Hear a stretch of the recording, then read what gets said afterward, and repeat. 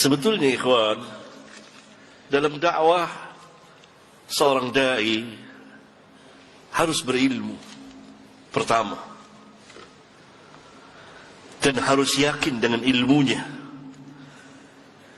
dan betul-betul membahas ilmiah, pembahasan ilmiah, dan harus memiliki syaja'ah, keberanian. Yang bid'ah nggak jadi masalah, yang sunnah itu pertama. Yang kedua, kenapa antum dai yang pegang dengan sunnah kalau dikucilkan, dimarahi, kok takut dimarahi? Hah? Ini sunnahnya para nabi dan rasul. Para nabi dibunuh. Lihat, Bani Israel membunuh para nabi. Itu dakwah biasa, hal biasa. Kenapa takut itu dikucilkan? Kenapa takut masyarakat? Padahal ini bukan hal lain, hal yang baru sekarang ini. Paham? Jadi tidak bisa, ini alasan yang sangat lemah, lebih lemah dari sarang laba-laba. Paham ya? Udah lama. Dai harus betul-betul berani, punya syaja'ah. Dan hal biasa, jiwanya harus besar, lebih besar dari masjid ini. Terus lapang, biasa. Antum dimarahi, dicaci maki, hal yang biasa, nggak apa-apa. Kenapa? Kenapa takut? Hah? Padahal doanya kan Allahumma inni a'udzubika minal jubni. Mungkin nggak baca doa itu kali.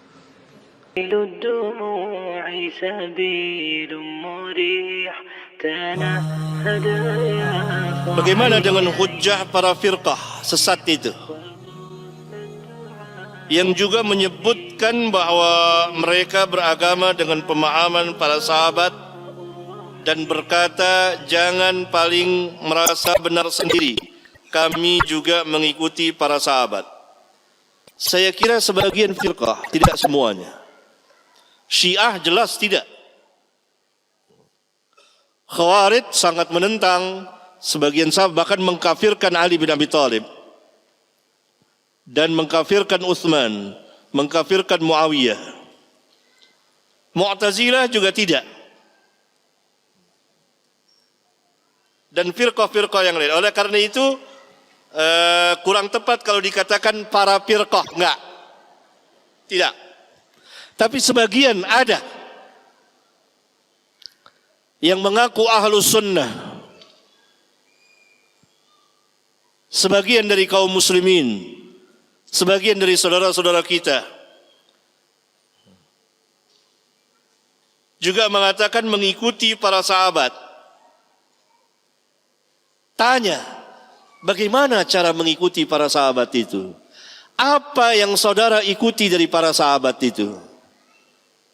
Yang saya ketahui hanya sekedar pengenalan tarikhiyah, sejarah saja tentang keutamaan para sahabat, nama-nama para sahabat dan seterusnya. Tetapi mengikuti secara manhaj tidak.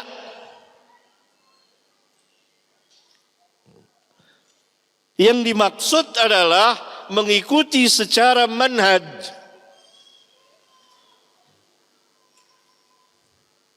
Saya kira paham ini ya. Insyaallah ta'ala. Tadi sepanjang lebar sudah saya jelaskan.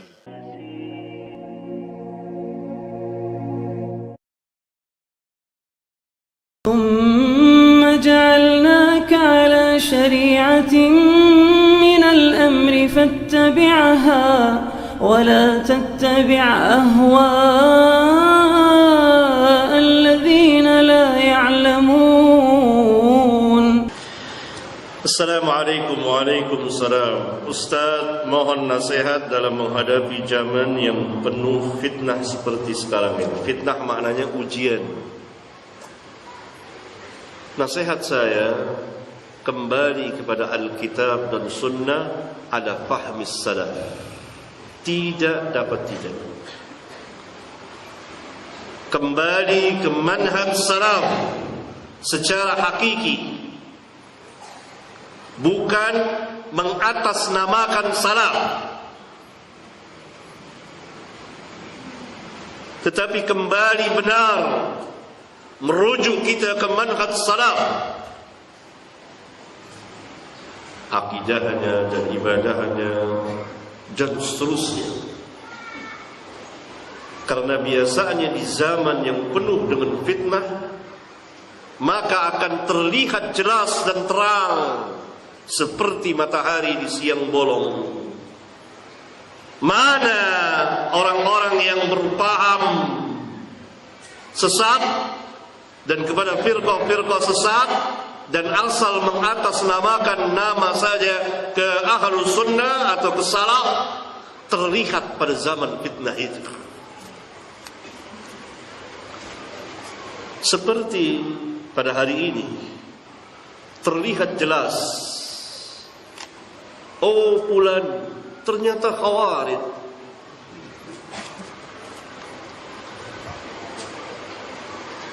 Si fulan begitu semangatnya khawarijnya kelihatan.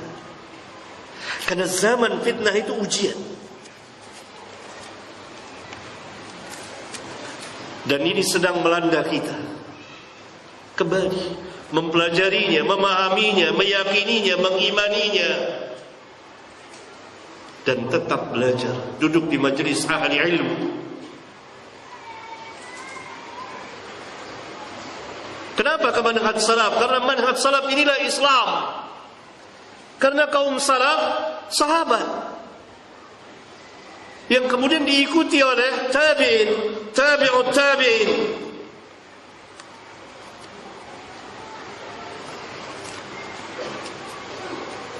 Luar biasa manhaj yang besar ini.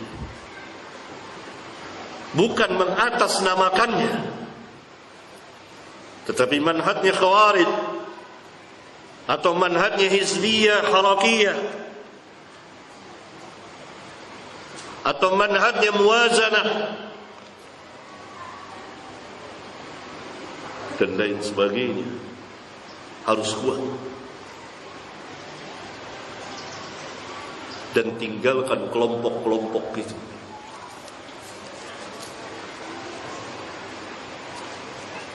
Tetap istiqamah dengan ilmu dan amal, karena tidak ada istiqamah tanpa ilmu dan amal.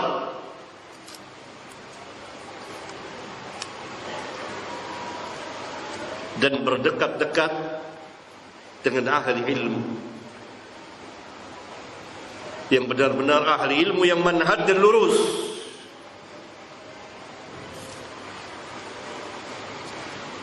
Walaupun hanya 1, 2, 3 orang,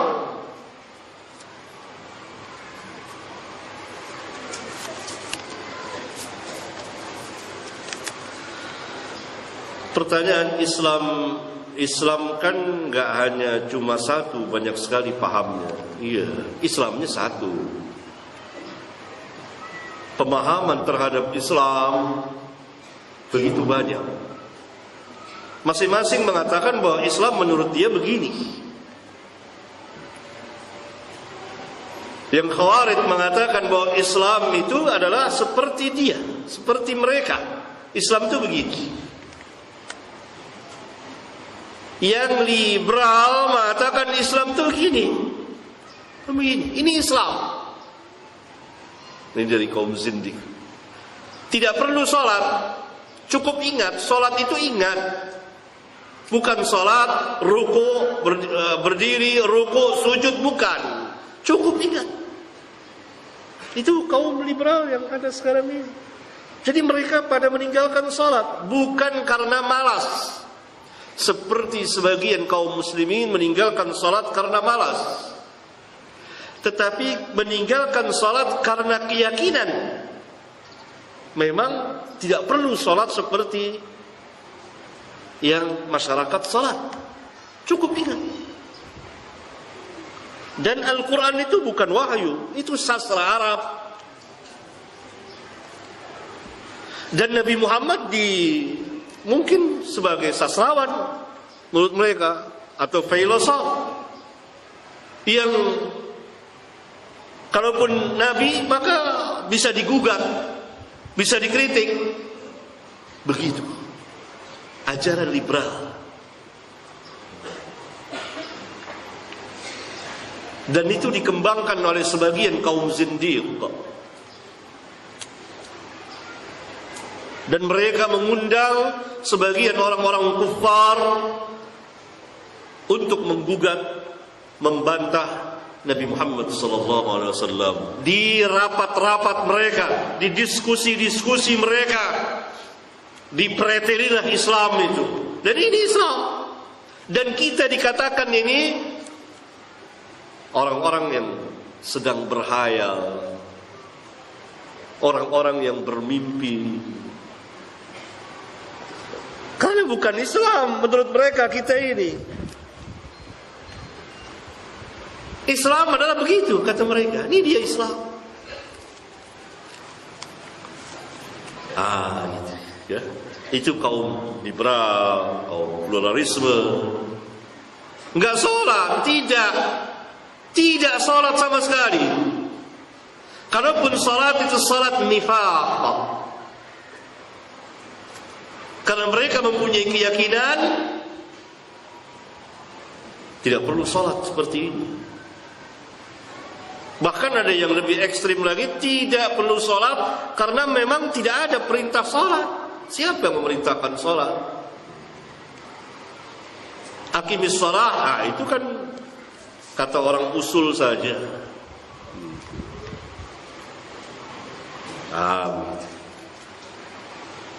Islam menurut yang lain tafsiran, pemahaman yang berbeda.